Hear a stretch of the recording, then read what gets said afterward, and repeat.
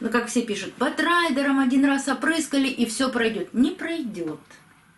Не получается так, чтобы сделать одну обработку и все идеально.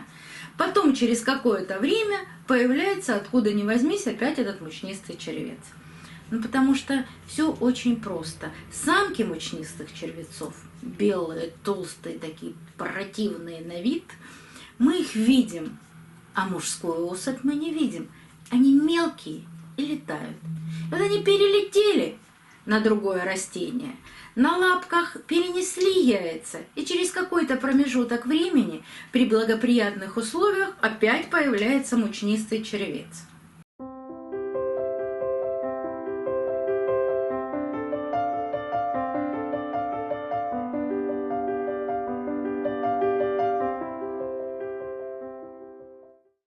Добрый день, друзья! Я продолжаю вам рассказывать о том, как бороться с вредителями. Недавно рассказывала, какими препаратами можно пользоваться для борьбы с клещом. Но хочу вам показать свой дендрофаленопсис. Цветет он недолго. Было 5 цветоносов, но вот вы видите вокруг меня.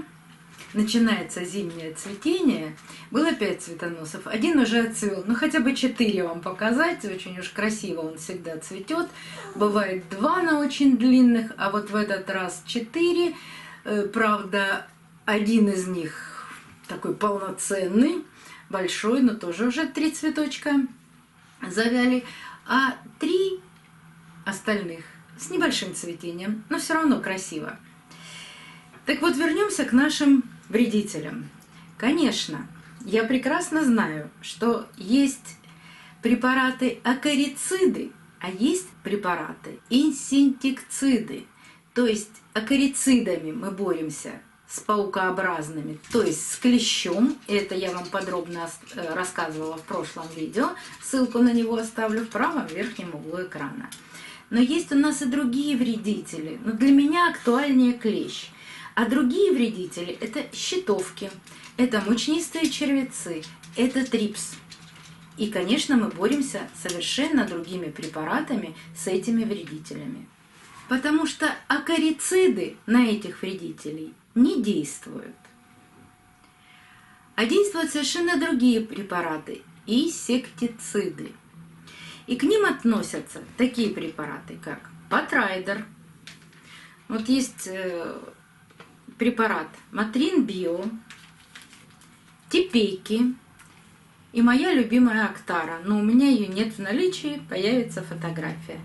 Да, сейчас много подделок, и сложно найти Актару настоящую.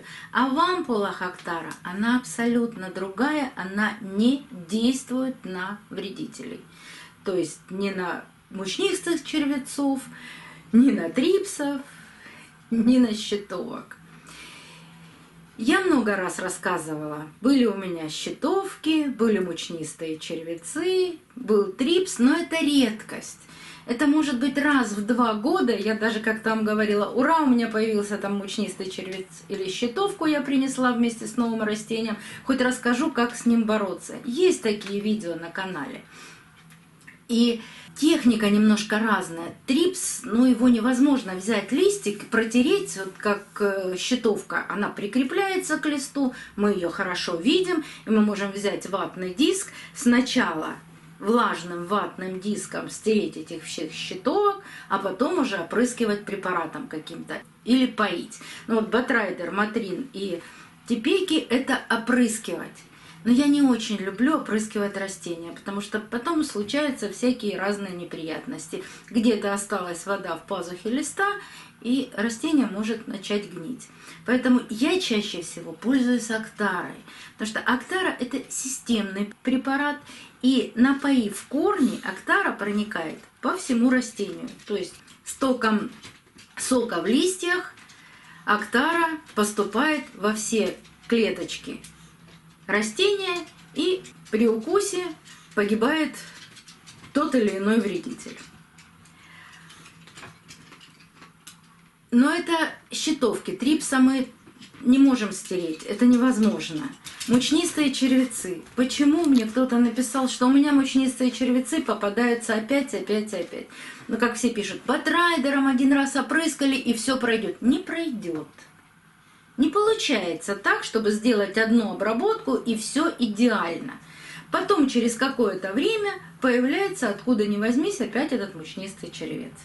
Ну, потому что все очень просто. Самки мучнистых червецов, белые, толстые, такие противные на вид, мы их видим, а мужскую особь мы не видим.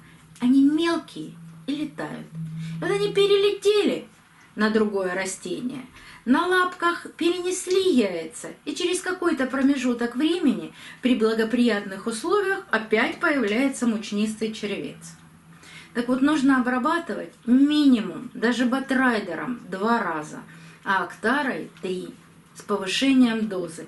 Никогда не бойтесь, если вы чуть больше развели. Ну, понятно, что не у всех есть весы, которые до миллиграмма взвесят вам препарат.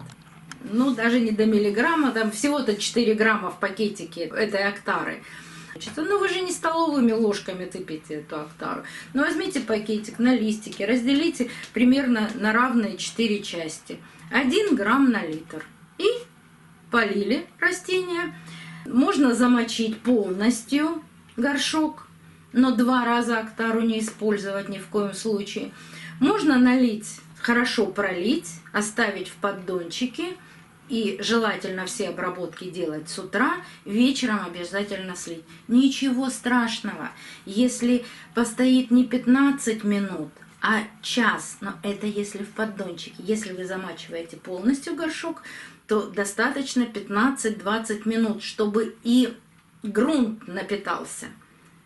Но для того, чтобы потом не было болота в горшке очень-очень долго, потому что через 7 дней нужно делать повторную обработку. 7-10 дней повторная обработка. Не нужно 2 часа держать горшок в этом растворе. Но если у вас в поддончике останется этот раствор и потом за день впитается в грунт, ничего страшного не произойдет. Но на ночь все-таки вылейте. Вылейте и промойте поддончик обязательно. Раствор высохнет и что-то останется. Вы не будете этим дышать. И, конечно же, обязательно предохраняйте руки, лицо, надевайте очки, надевайте маску, потому что вы это все вдыхаете. Нашим легким это совершенно не полезно. Закройте животных в другой комнате, чтобы они тоже этим не дышали. Ну а если есть дети, то отправьте детей погулять. С папой, с бабушкой сделайте обработку. Тогда пусть возвращаются и животные, и дети. Ну а этим вредителям нужно обязательно напоить их и накормить этой отравой. И не 1 раз, а как минимум 2, а актарой нужно это сделать 3 раза. С разницей, еще раз повторюсь, в 7-10 дней. Потому что при благоприятных условиях, если вы чувствуете, что они у вас стали размножаться, то это благоприятные условия. И через 7-10 дней появляются новые молодые особи. Вот в актаре пишут, что 20 дней работает. Не работает. Ну, не работает. Вот лучше это сделать через 7-10 дней. Минимум я всегда рекомендую сделать это 3 раза. И вот поверьте, с клещом, вот у меня тоже есть акарицид, мой любимый, сера, с клещом бороться значительно труднее, чем с червецами, с трипсом и со щитовкой. Желаю, чтобы у вас никогда не было вредителей, но я вам обещала, что расскажу после вот этого видео, но обязательно в скором времени расскажу, как после и какими я препаратами пользуюсь, что у меня еще есть в аптечке, после того, как закончилась борьба с вредителями. До новых встреч, друзья! Увидимся на канале.